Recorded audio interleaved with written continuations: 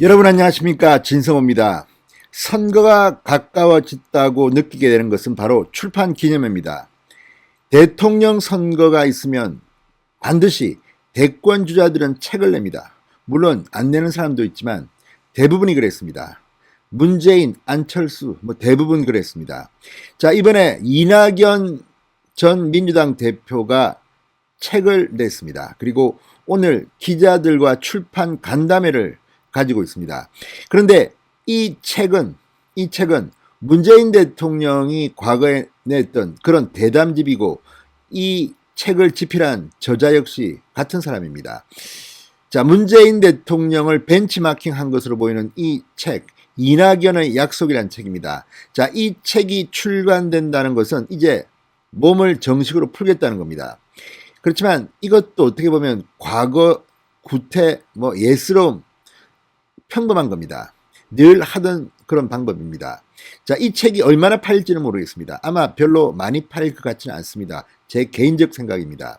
과거 안철수의 책은 상당히 많이 팔렸습니다. 문재인도 비슷합니다. 그런데 이낙연의 이 책이 출간되면서 기자들이 이 책에 대한 리뷰랄까, 이 책에 대한 기사를 쓰는데 많은 언론들이 조국 전 장관을 언급했습니다. 왜 그럴까요? 자, 이낙연 전 민주당 대표, 지금까지 문재인 대통령에게 충성스러운 그런 모습을 보여왔습니다.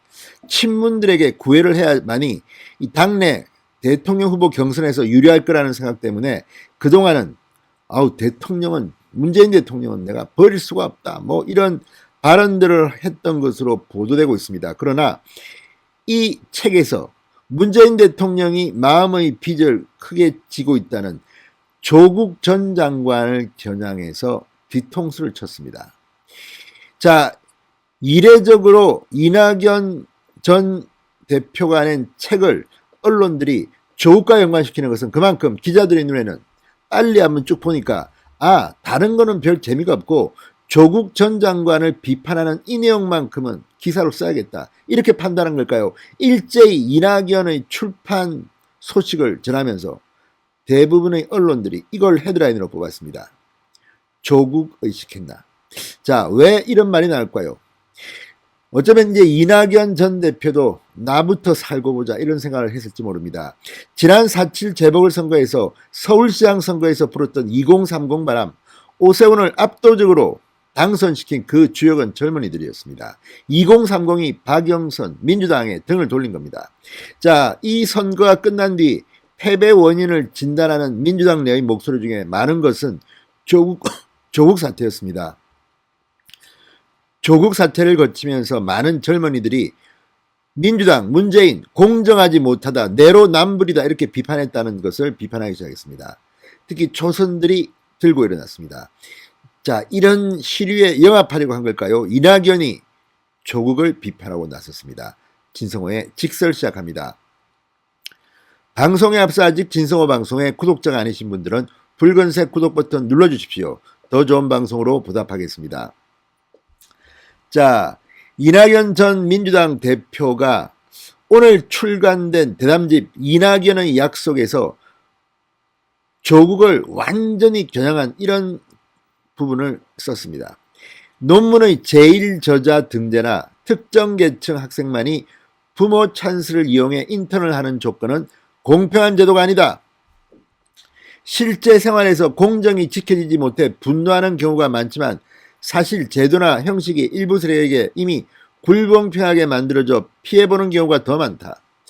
자, 이 말은 제도를 비판하는 듯 보이지만 구체적입니다.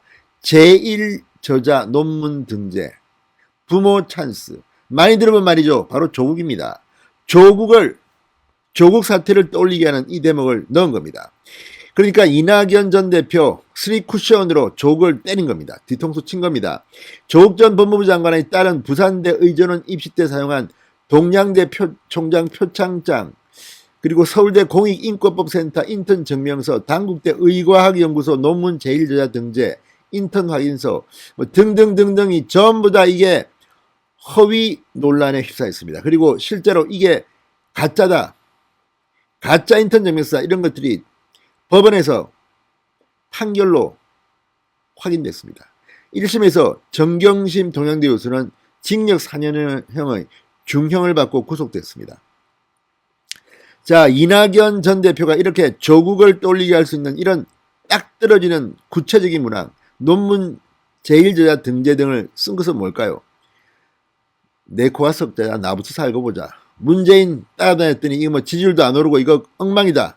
자, 이번 책 출간을 통해서 나도 젊은 청 2030에 한번 호소해보자, 이런 판단이 아닐까 생각됩니다. 물론 이 책은 조국 전 장관 비판에 뭐 크게 할애한 것은 아닙니다.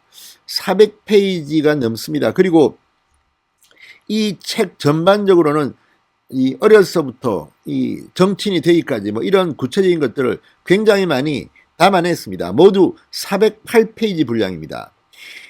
내 삶을 지켜주는 나라, 이 주제로 문형렬 작가가 묻고 이낙연이 답하는 방식으로 구성됐습니다. 이 문형렬 작가는 2017년 1월 당시 문재인 대통령 후보가 출간한 대담집 대한민국이 묻는다, 완전히 새로운 나라, 문재인이 답하다의 질문자였습니다. 자, 이런 걸 보면 어쨌든 이낙연도 문재인 흉내내기를 한 것 같습니다. 그렇지만 문재인의 그때와 지금은 다릅니다. 문재인은 2017년 거저먹었습니다. 그냥 죽었습니다. 박근혜 전 대통령의 탄핵으로 정말 별로 대한민국 정치에 기여한 것이 없다고 판단되는 문재인이 민주당 대표로 선출되면서 그냥 아주 쉽게, 그리고 41.1%라는 아주 낮은 득표율로 겨우 대통령이 됐습니다. 그리고 보여준 것은 여러분이 아시는 바와 마찬가지입니다. 자, 지금 4년이 지났습니다. 문재인에 대한 평가가 이제 달라지고 있습니다. 너무 무능하고 못한 대통령이라는 것입니다. 얼마 전 송영길 민주당 대표가 문재인이 내세운 소득주도 성장 정면으로 비판했습니다. 일자리 정책도 비판했습니다. 최저임금제도 비판했습니다. 4년이 지나면서 이제 문재인이 잘못한 것이 드러나고 있습니다. 이낙연도 여기에 숟가락 들고 나타난 것 같습니다. 조국 사태를 떠올리는 이런 발언으로 젊은이들의 환심을 한번 사보겠다는 건데, 그러면서 문재인이 마음의 빚을 졌다는 조국을 때렸습니다. 자, 이낙연 전 대표는 공정과 관련해서 군 문제를 언급하기도 했습니다. 마치 이준석 전 최고위원을 떠올립니다. 2030 세대 남성들의 병력 의무에 따른 손실과 공헌을 보전해주는 제도적 방안이 사회적 합의로 마련돼야 한다. 국가가 이들의 공헌에 대해 충분히 배려해야 한다. 저는 공감합니다. 그런데 문제는 왜 이제서야 이런 발언을 했을까요? 지금 이준석 바람이 거셉니다. 이런 것들은 2030이 이제 민주당에서 등을 돌렸다는 겁니다. 이준석이 당대표가 될지 안 될지는 크게 중요하지 않습니다. 저는 뭐 될 가능성이 그렇게 높다고 보지 않습니다만, 어쨌든 그 돌풍만큼은 민주당이 지금 굉장히 부러운 눈으로 바라보고 있습니다. 자, 당대표 선거는 대개 시작하기 전에 이미 당대표가 누가 될지 다 알고 있습니다. 대부분의 선거가 그랬습니다. 그런데 이번에는 다릅니다. 잘 모르겠습니다. 주호영일지 나경원일지 이준석일지. 아마도 나경원, 주호영 가능성이 저는 높다고 보는데, 지금 분위기로 봐서는 까봐야 알겠습니다. 자, 이런 걸 보면 지금 당대표 선거가 이렇게 흥미진진한 적이 있었나 싶을 정도로 국민의힘은 드라마를 쓰고 있는데, 이낙연은 이제 뒤늦게 조국 사태를 떠올리는 젊은이용 멘트를 날리고 있습니다. 그러니 이낙연이 대통령 되는 것, 이런 일어나지 않을 것이라는 생각이 저는 듭니다. 자, 이낙연 전 대표는 이어서 우리도 유럽처럼 대학 등록금을 전액 면제하는 시스템으로 가는 것이 바람직하다. 18세부터 사회로 나가는 실업계 고교 출신 청년들에게는 국가장학금 기준으로 청년 출발 자산을 지급해야 한다. 청년들이 결혼 자금으로 집을 얻을 수 있을 정도의 금액을 무담보 무이자로 지원해줘야 한다. 결혼 여부와 상관없이 다양한 가족 형태를 수용하고 사회보장제도를 지원해야 한다. 자, 그리고 경제 불평등 완화와 관련해서는 그나마 쓸만한 게 누진세인데, 누진세율을 조금만 높이려면 반발이 강하게 나타난다. 기득권 세력들은 세금 폭탄이라고 그날부터 난리가 난다. 그걸 어떻게 할 것인가? 함께의 길을 찾아 나가야 한다. 자, 세금을 올려가지고 성공한 정치 집단은 거의 없습니다. 이낙연의 이 책, 저는 뭐 다 읽어보지도 않았고, 지금 언론을 통해 소개되는 이런 부분만 보면 이낙연 역시 문재인에게 이제 벗어나고 싶어하는 것이 아니냐, 뭐 이런 생각이 듭니다. 아무튼 배신이라고까지는 모르겠지만 조국 전 장관을 떠올리는 이 구체적인 문항을 넣으면서 2030에게 아부하려 하는 듯한 모습을 보이는 이낙연. 자, 문재인 대통령 이제 조만간 민주당에서 쫓겨날 일이 멀지 않았다는 생각이 듭니다. 진성호의 직설이었습니다. 여러분 감사합니다.